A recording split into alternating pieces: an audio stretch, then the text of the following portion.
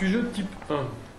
Dans l'examen de 1660 de l'illusion comique, Pierre Corneille déclare: il y a même un personnage qui n'a d'être que dans l'imagination. La relation avec Vincent, c'est là où c'est difficile.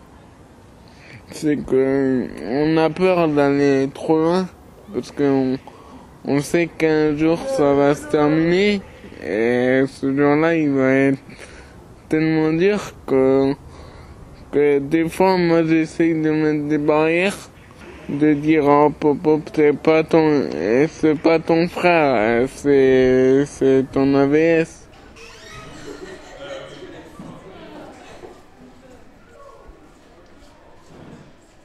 Alors il est IMC, infirme moteur cérébral. Ça veut dire qu'il y a des problèmes qui viennent du cerveau et qui se répercutent sur tout ce qui est moteur dans son corps.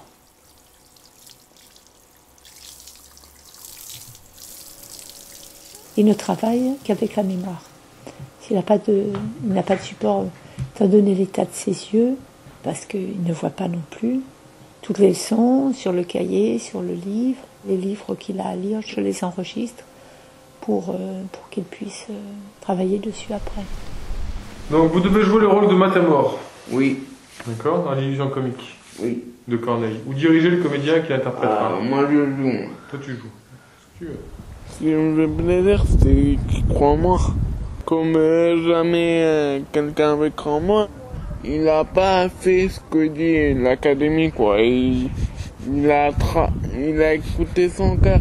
Et quand tu écoutes ton cœur, eh ben, quand tu réfléchis avec ton cœur, eh ben, tu travailles mieux. Il y a une grosse différence, c'est que avant c'était mon regard sur le handicap et maintenant c'est mon regard sur Benoît. Maintenant j'ai plus trop, que je te vois, je pense pas trop au handicap. Vous avez vu, en arrivant, il était tout coincé, il savait pas comment me parler. Je lui touchais un peu la main, il était un peu gêné et tout. Et moi, pour être... C'est parce que tu connais pas, moi quand je te parlais, t'étais tout gêné aussi. Ça n'a rien à voir avec le handicap, il y a aussi une phase où tu... Moi, je vais être honnête. Vous, c'est l'handicap qui vous fait peur et moi, c'est invalide. Par exemple, un valide que je connais pas, ouais, il va me faire peur. C'est dire.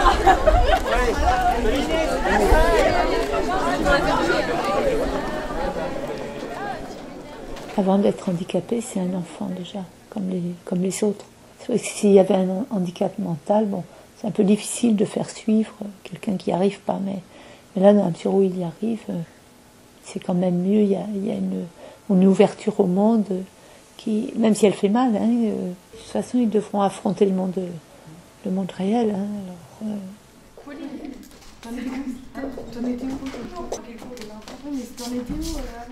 Non, par exemple, on a une que je trouve jolie, je vais avoir des fantasmes comme tout le monde. Les handicapés qui ont des envies, eh ben, ils doivent connaître l'envie plutôt que donner du bromure, tous les conneries. Le sexe, on sait pas ce que ça peut faire au cerveau. Ça se trouve, ça stimule le cerveau. J'en ai pas la preuve, mais moi je parierais dessus que le sexe peut stimuler le cerveau. Vieilllac, toutefois, je songe à ma maîtresse. Le penser m'adoucit vers ma colère cesse. Et ce petit archer qui dompte tous les dieux vient de chasser la mort qui logeait dans mes yeux. Regarde, j'ai quitté cette effroyable mine, qui massacre, détruit, brise, brûle, extermine. Et pensant au bel œil qui tient ma liberté, je ne suis plus qu'amour, que grâce, que beauté. Ce qui rend la relation forte, c'est qu'on se voit tous les jours. Donc on a du temps à partager ensemble. Et que même après, si on se reverra, ce sera jamais quotidiennement comme maintenant. Donc ce sera jamais vraiment la même relation qu'on a à l'heure actuelle. Ce sera des réunions de vieux lycéens après quand on se reverra. Tu te rappelles quand on était au lycée, Benoît?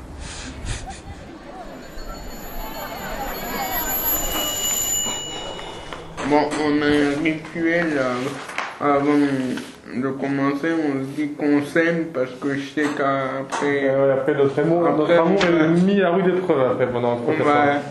On va se détester. Après on se déteste pendant 3 heures et puis après on se aime. Je t'aime, je n'oublie jamais. Bon. Sujet type 1.